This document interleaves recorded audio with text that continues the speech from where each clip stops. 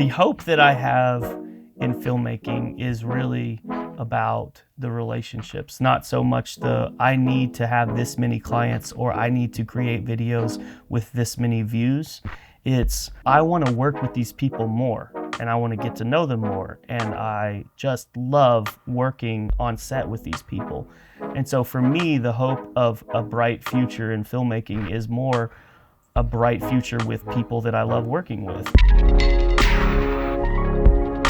Shaughn Tillman, welcome to the Story Art Podcast, man. Thanks for having me, man. So, Shaughn, we've never officially met, but I have seen and admired your work from afar, and seeing your video production company grow through social media and all the stuff that you're putting out is excellent. And I think this thing that stands out to me the most about your work and what you do is that you're a family man, you're a businessman, and you're a creative filmmaker.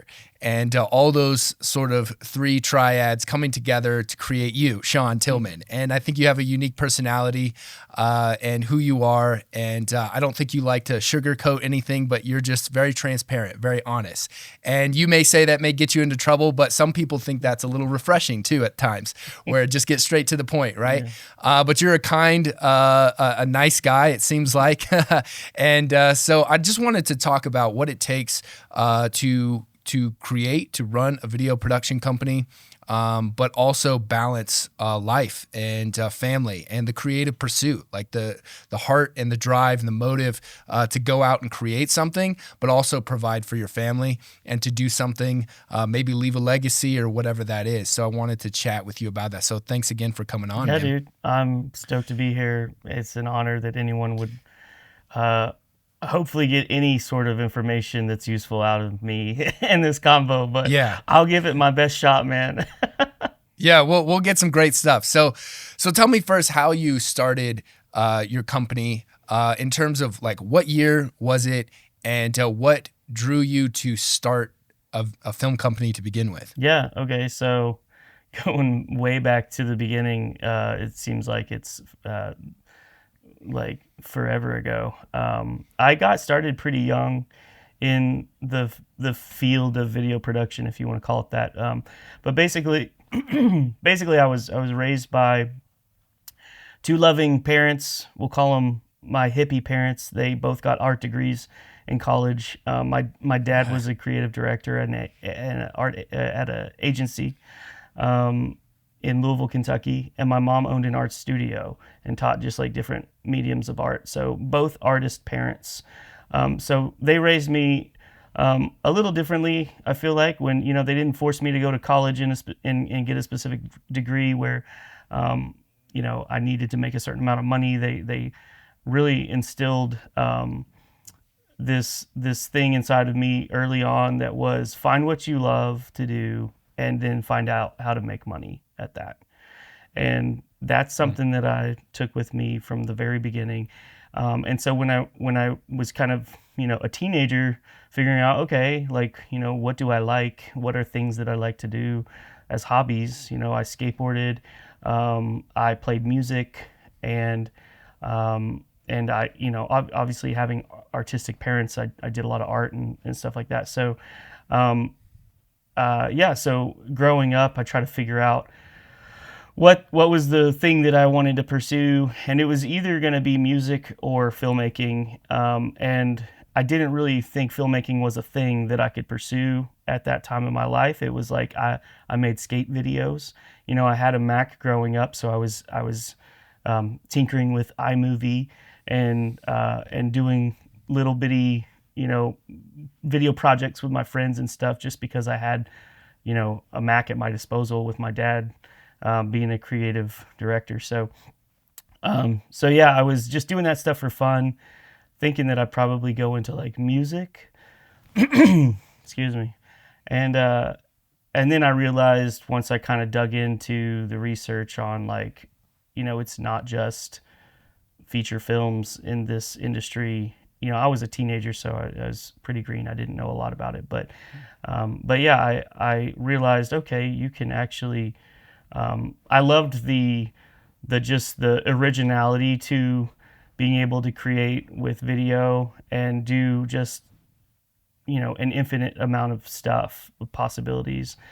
just like music, but it was a visual thing. And I was like, that really captured me, to be able to see and hear something, not just hear it as music. And that's just like an added layer. It was like I could create something with sound and with visuals that will make somebody feel something, and that really inspired me. So yeah, very early on I started. I think a lot of the people, people have different tracks here, but weddings was the first thing that got me into filmmaking, and I'm proud to say that. I think a lot of people, kind of look down on people that do weddings. At least where I am in the industry now, it's like, oh, weddings, I'm above that. But weddings to me, man, were like really needed.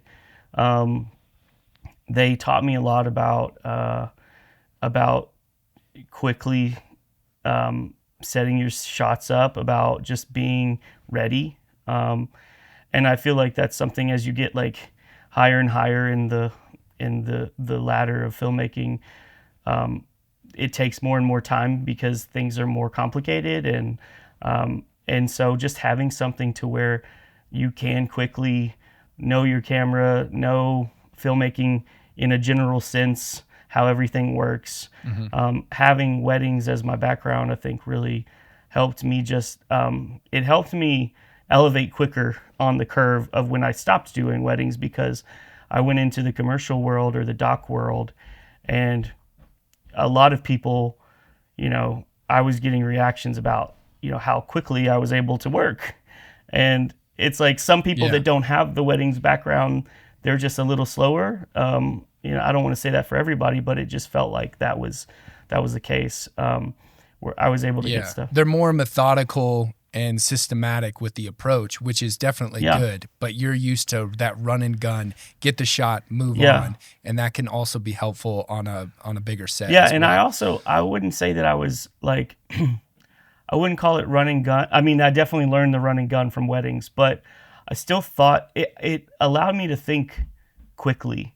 I guess that's the biggest takeaway, is not even the like how fast can you set your camera up and how fast can you dial in lighting. It's really just like how fast can you process the scenario of what's happening. How fast can you go, I need to do X, Y, and Z to be ready for the thing that we're capturing.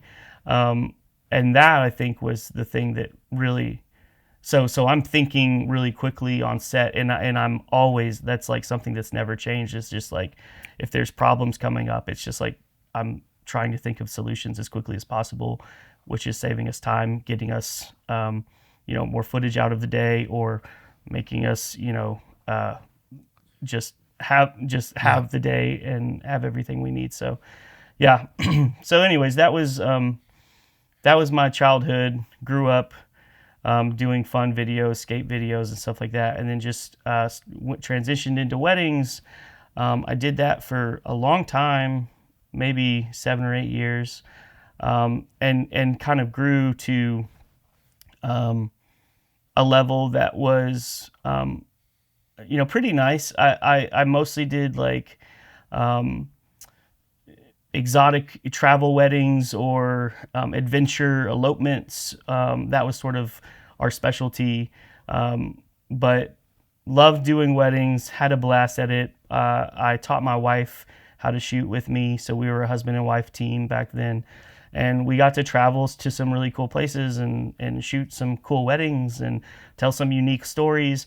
And that's when I fell in love with story, is just hearing two people how unique their story is, and trying to find fun and interesting ways to tell their story of how they got together and their love for each other and stuff like that. And that really just sort of opened my eyes to like storytelling in general, and how much you can tell in the different ways that you can tell a story. And it's just like, wow, because it's the same thing, because like getting married, you do the same thing over and over and over again. It's like the same formula of events and things that happen, but I was able to like be creative and figure out like an infinite way of telling those stories, and that was really fun to me, to be able to like do it differently. I would never do the same thing. I would never like create the same wedding film that looked like someone else's wedding film. Yeah. And that like just got more and more fun to me.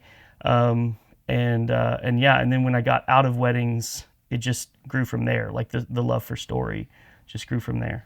So it's interesting because after that, what propelled you to do more corporate stuff, more documentary, other type of work?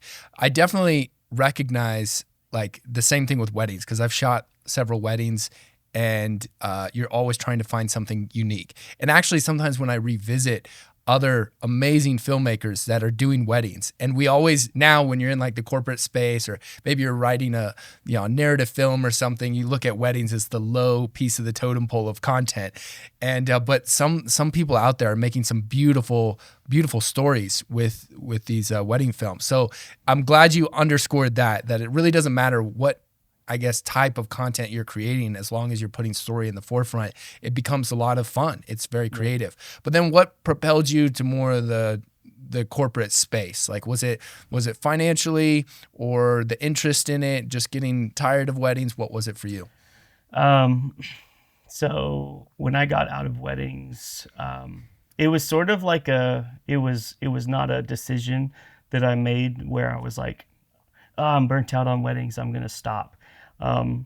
I got a job in Louisville, Kentucky as there's a mega church in Louisville, Kentucky called Southeast Christian Church.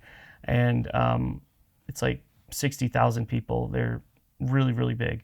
And I got a job. This was back in, gosh, I want to say like maybe 2012 when I got a job there. And my position was just a filmmaker, kind of generic filmmaker, but it was for a new department that they were launching where they were starting a TV show. So the church started a broadcast TV show that aired every Sunday morning locally on the TV station. And we took the 30-minute or so sermon and we cut that down to like 15 minutes. And then we captured original content on top of that to put into the show every week. So that could be stuff like a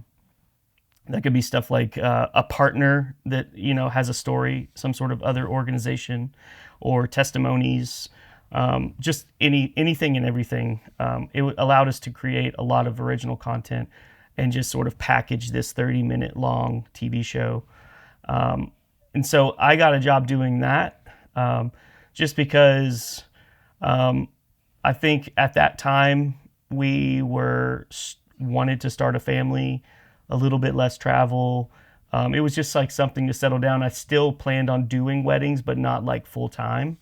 So I got a full-time job to kind of just stay in the field. Yeah. And then I was going to... The consistency is so important. Yeah. When you start raising a family, like there's not as much risk that you're taking. You're like, all right, let's see how we can be consistent. Yes, absolutely. And I'm young, it's like, I don't think I can travel and do weddings and raise a family at that time in my life anyway. So, right. I got a job. So how old are you now? And then how old were you when you took this job at the church? Oh man. Okay. So I'm 30, I'm 36 now. And when I took the job at the church, let's see, I would have been 20,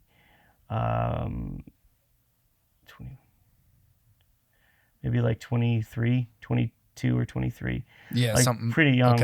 Okay. So yeah, because I started doing weddings. Like, I grew up doing filmmaking with just as fun, and then I started doing weddings. Like, I was still almost a teen. I think I was like 18 when I started.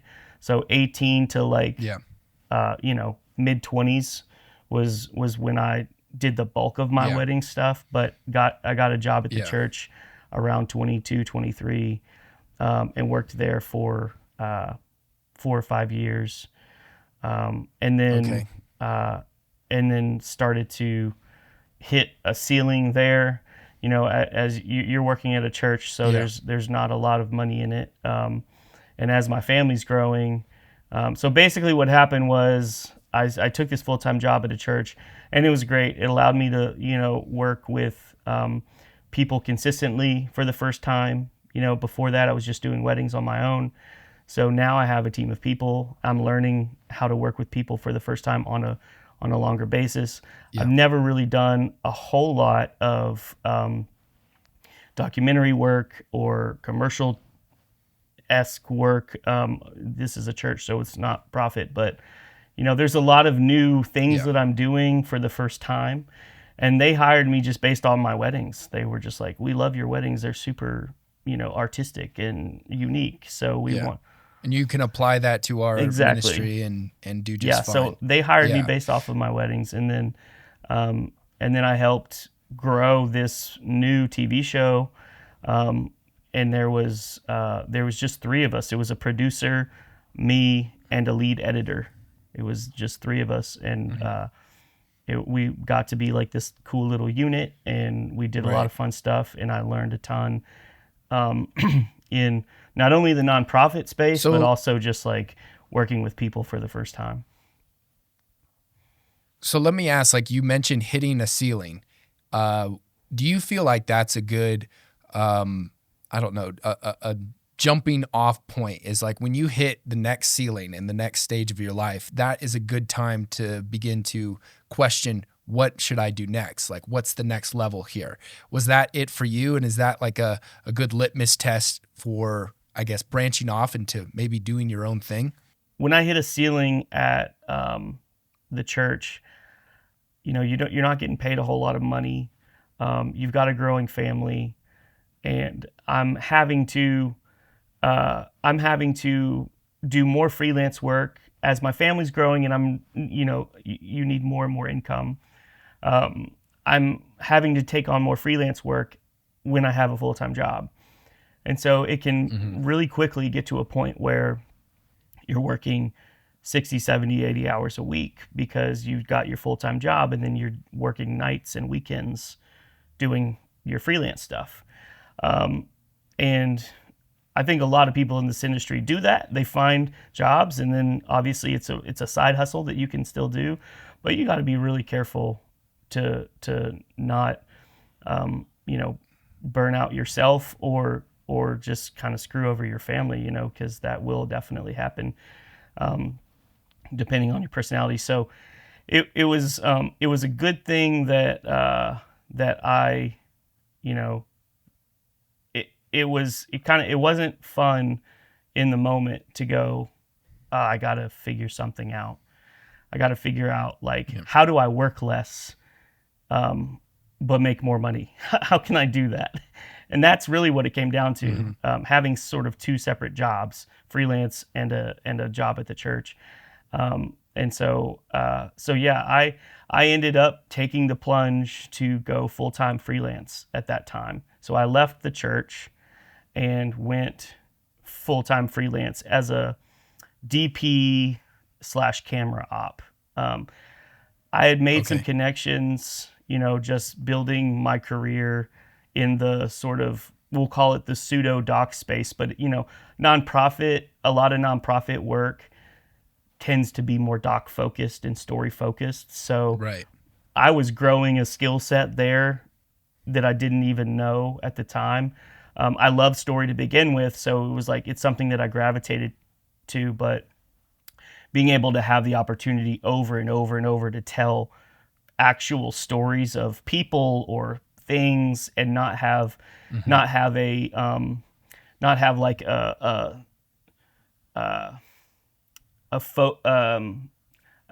agenda. So doing a project where there's not like this one agenda that is sell this product, that's sort of the underlining tone of that. And that for me was really cool. Like I loved to just have more space and freedom to be able to tell a story and not be bound by any restraints. Do you find yourself adapting to what the client wants primarily, like short form content, reels, social media, stuff like that? Or do you feel like it's difficult to, like you're feeling like you have to twist the arm of the client to get them to believe in these customer testimonials or story-driven videos? Do you feel like there's sort of friction in that selling of that idea? Yeah, I think anytime you put money uh, to a video and you involve money in a product that you're creating, there's always going to be some sort of friction or tension between you and the client that's paying you. And I actually think that's a pretty healthy thing. They want to get the most out of their money. They want to get the best return on their money. And a lot of times, us as the filmmaker, we're the artist, we're the creative. So we might not always look at it at that perspective where we're trying to get the best for the client. We're trying to we want to create our art and like get paid to do it. And so it is a really unique balance. And I think that the more that I do this and I actually kind of go in more into the commercial space, which we can get to, because I did more doc stuff in the beginning, and then I went more into the commercial space. But the more I engage with clients and the bigger the budgets get, the more pushback you're going to get. And for me, I'm not scared to, like I said before, like just tell people in a nice way, how I feel. I don't just submit to the demands of the client.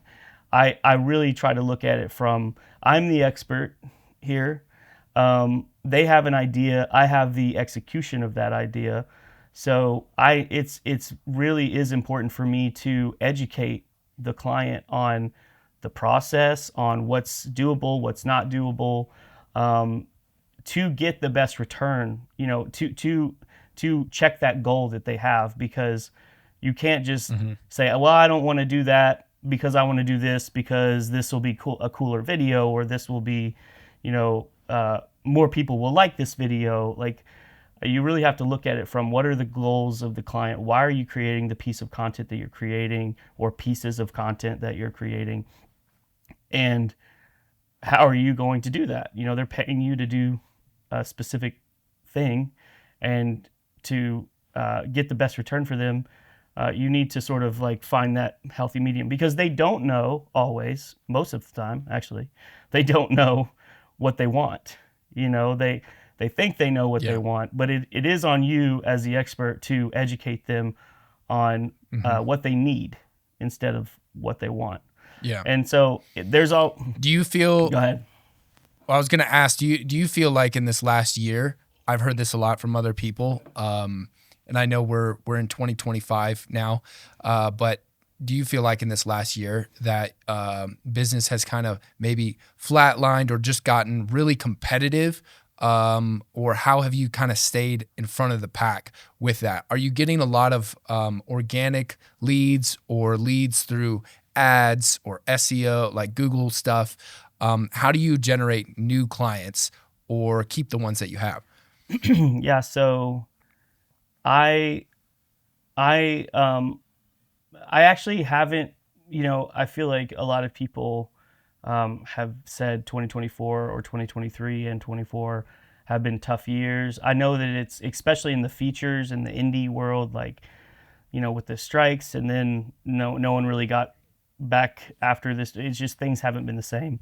And even in the commercial space, like, things are tight. It's been some like really dark years for the film industry. And a lot of my friends have been vocal about that. I personally, I haven't felt that. And sometimes I kind of feel bad about that. Like, man, I'm not struggling like my friends are struggling. And I really think that it's just like, man, it just has to do with your unique situation. Like, everyone has their own unique situation, and some people are just killing it right now because they have the right contacts and relationships going, and some people don't have those contacts, and they're trying to make contacts and relationships.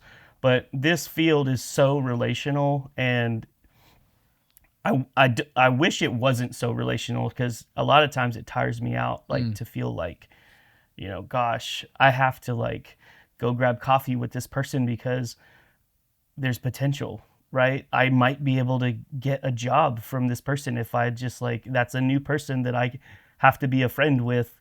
And not to say that I don't want to be friends with everyone. I love meeting new people, but like it gets tiring, man, because you've got to always kind of decide, is a relationship worth it or not to pursue.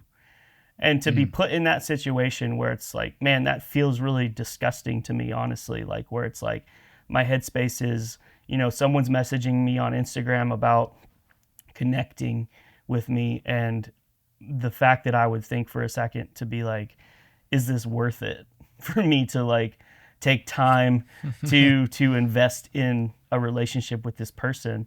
But I think that we all do that a lot in this industry, is we go, where's my return on investment? And so I try not to do that as much as possible. Here in the last like 3 or 4 years, I've really been trying to just go, I'm going to just like be as open as possible with people. Try to just, and like, if I don't have the time for it, I just got to tell them, hey man, like I really don't have the time right now.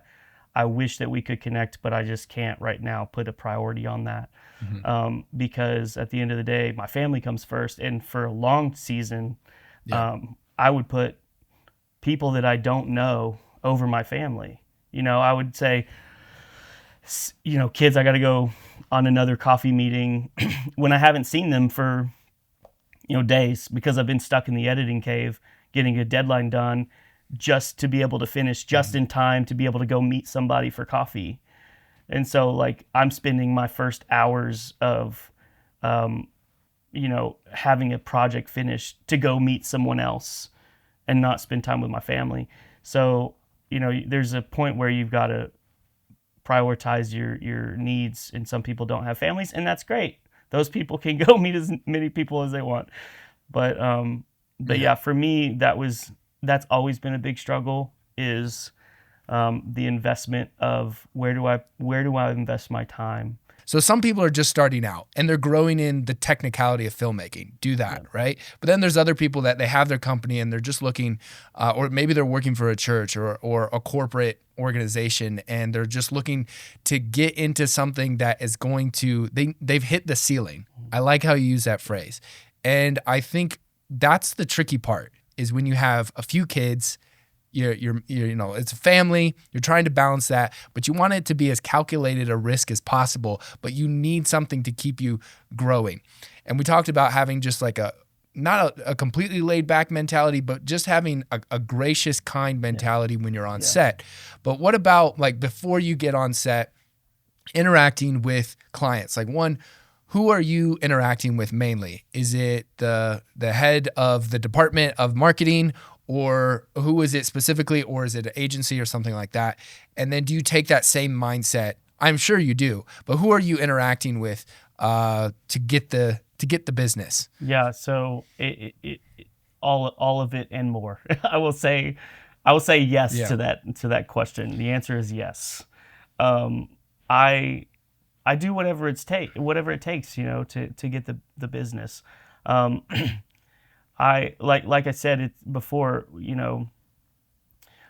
I'm an entrepreneur now. It's like that's a part of who I am, and so I'm thinking much more broader than, the small things of how filmmaking works, or I'm thinking about how to scale now into 2 cities, and how to be successful in the 2 cities rather than just taking the jobs that come to you in one city. How can I, build a brand that people want to work with? And when it comes to the client side of that, yes, the nothing changes for me at all. I'm really open with the clients up front. I'm sort of this like unpolished, I guess. And some people, that's not going to work for everybody, and that's okay. Like there's definitely clients that I miss out on because my personality type is not the right, like I don't sugarcoat things for them.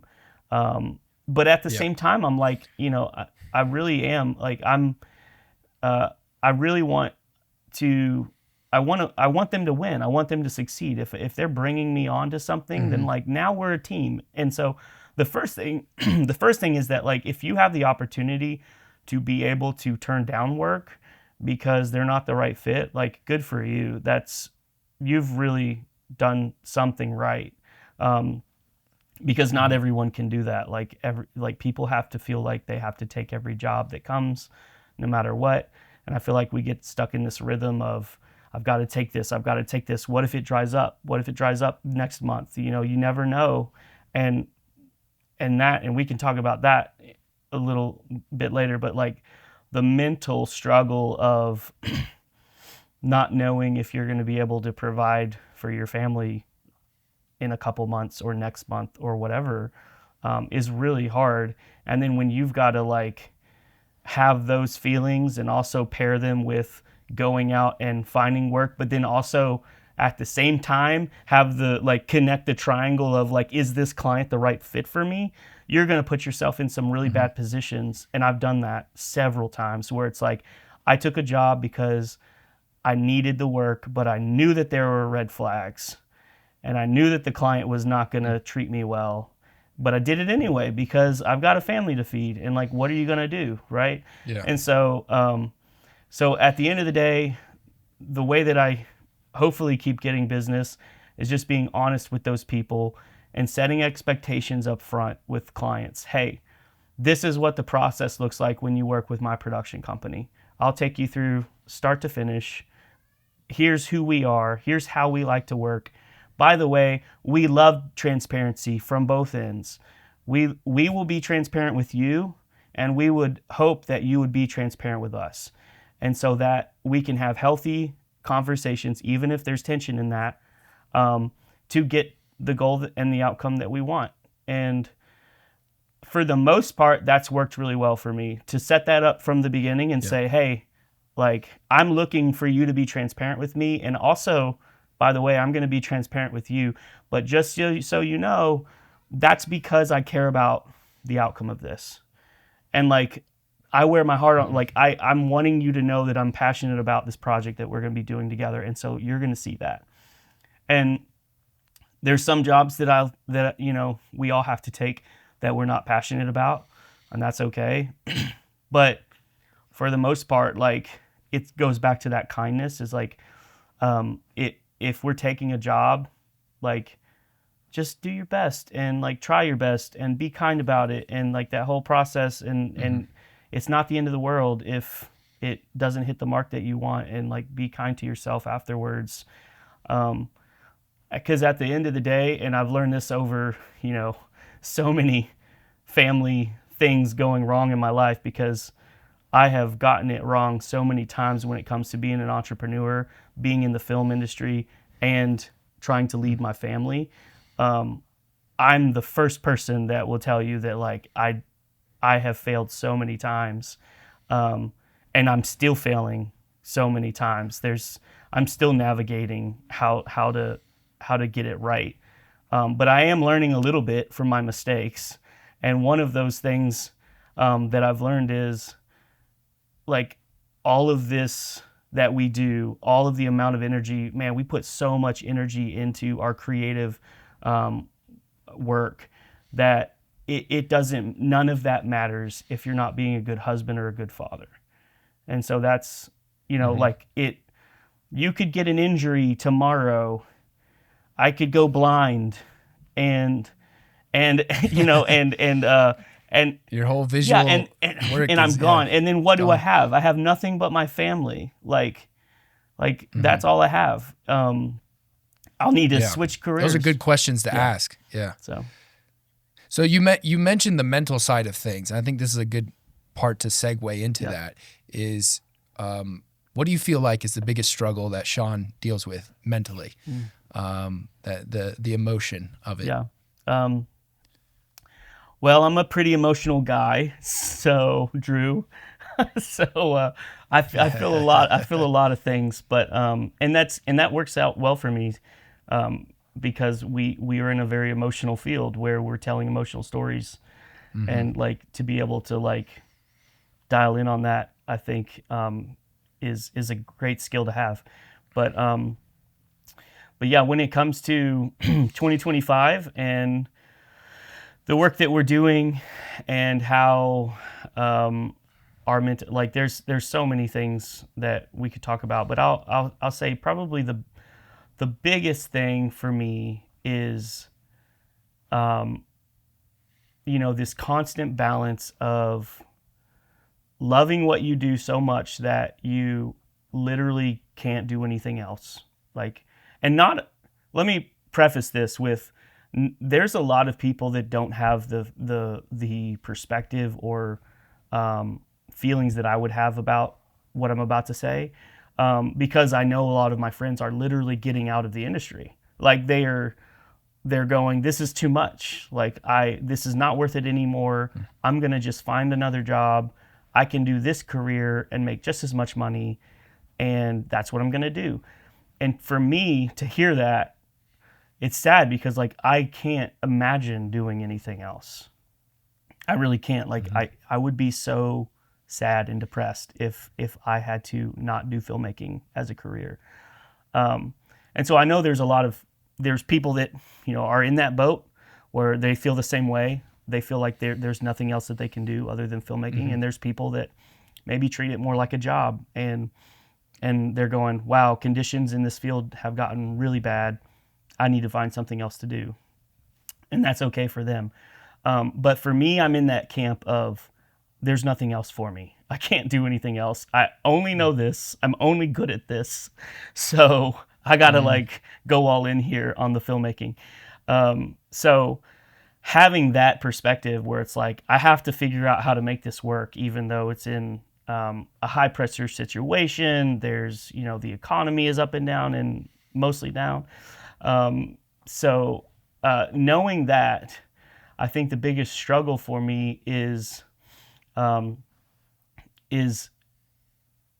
having to, even though I know that I can't, let me think about how to say this.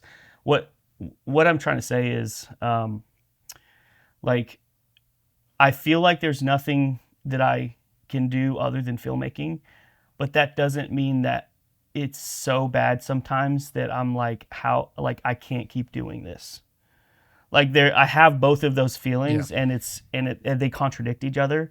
And it's like, at times filmmaking is destroying my life personally, my family life, my friendships, because of the amount of either work that I have to do, how much I'm working, like traveling or editing stuff, and just like spending just way too much time away from friends and family. It literally can destroy your life. But at the same time, it's like, how can you feel that way and be like, man, there's nothing, I can't keep doing this. Like something has to change. And then at the same time, you're like, well, this is all I love to do. This is all I know to do. Like I have to keep doing this. So it's this contradictory thing for me, where you love it and you hate it. You really do. And so, and that's the beauty of it though, right? I think as, no one wants to just be completely pretentious and label themselves as an artist. Like, oh, I'm this, great artist. But that's what art is. It's this, expression of emotion that you're, sort of emitting out into the tangible world. You're making it real. And when you do that, there's a part of you that goes along with that. It's not something you can mindlessly do. You can't mindlessly craft a testimony or a story put together. Like there's music, there's emotion to it.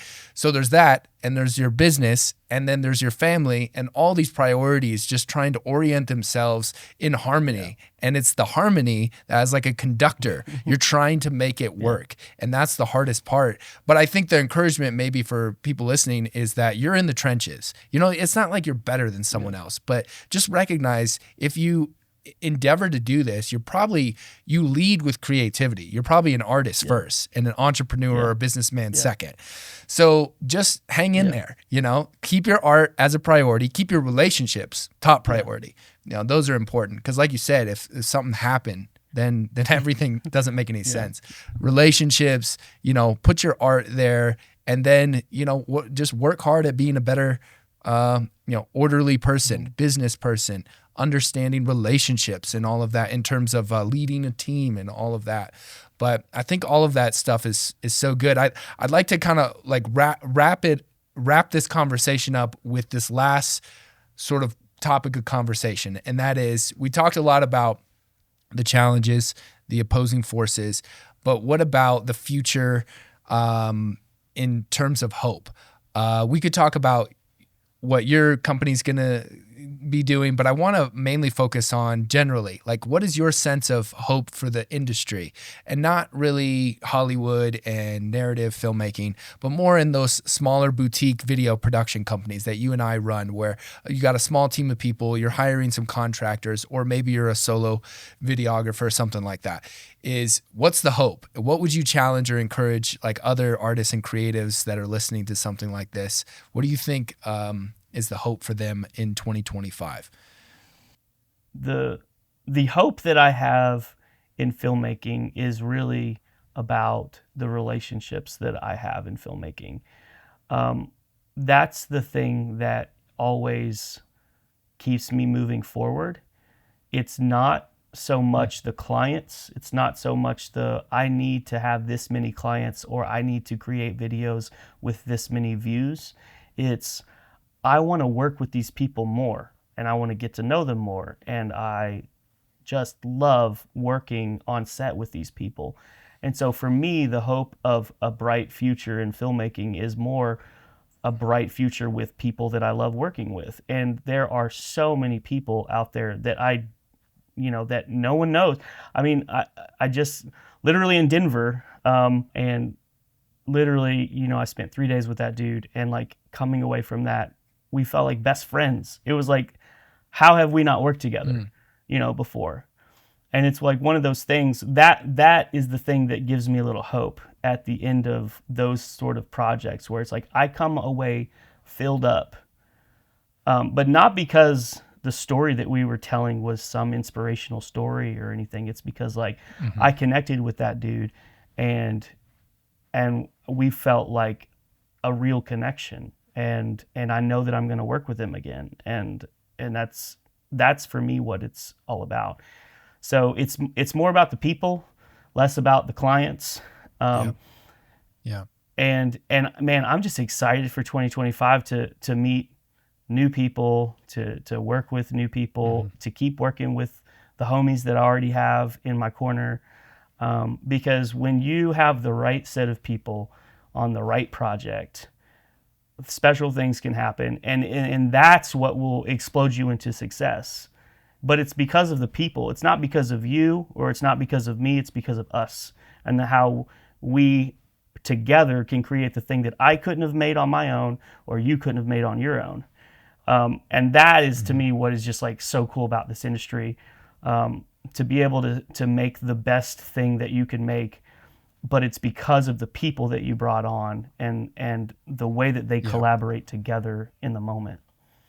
So that's what I hope. I think that's really good. That helps me a lot too, because while everyone's looking at the next project, the next client, the dollar signs, the bottom line, the spreadsheet of getting more business and scaling your company and leveling up, you're talking about people and relationships. Yeah. And I think we need a good refresher course on how to just be present in relationships, and not just think of it so transactionally. Yeah. I know you mentioned that, meeting up with somebody, but I can sense with you that the tempo of your present moment, like when you're with you, is like you control a tempo at a speed that doesn't feel like we got to get things done. But yet it still gets done, And so it feels relational. And I think if you're going to work with clients, and if you're going to work with people on set, you've got to be people first. And so I appreciate that. That's awesome, dude. Yeah, you said that beautifully. And I'll even just piggyback on that to say, it doesn't, the people doesn't end with like the crew side. That's also with the client side. You know what I mean? Like, to be successful in this industry, I think you have to really be a good people person on both sides. You have to work with crew that you love and that love you, and you also have to work with clients that you love and love you. And if you don't love them, or there is tension and you know that the personalities aren't going to mix well, then that's a red flag, and maybe that's not the right fit for you. But finding your people on the client side and on the crew side is what will, I think, explode growth in 2025. Well, thanks so much, Shaughn. So good. I really appreciate like all the conversation, hearing your story, hearing that it's about people, relationships, on crew, client, all of that is so good. So thanks for taking the time out of your schedule to jump on the podcast and share your heart and your vision for this next year.